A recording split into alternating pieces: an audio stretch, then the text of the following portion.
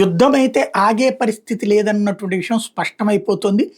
Iran తాజాగా advanced missiles first time release చేశామని ప్రకటించింది.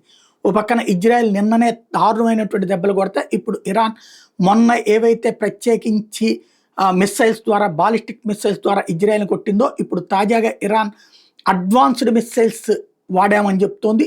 దీంట్లో ఏవైతే జియోనిస్ట్ ఎంటైటీ అంటూ ఇజ్రాయెల్ని దెబ్బ కొట్టడానికి మేము ఎన్నో తయారు చేసి ఉంచాం, వాటికన్నిటిని వాడుతున్నామని ప్రకటించింది. అందులో భాగంగా తాజాగా వాళ్ళు వదిలిపెట్టినటువంటి మిస్సైల్స్కి సంబంధించినటువంటి విజువల్స్ రిలీజ్ చేసింది.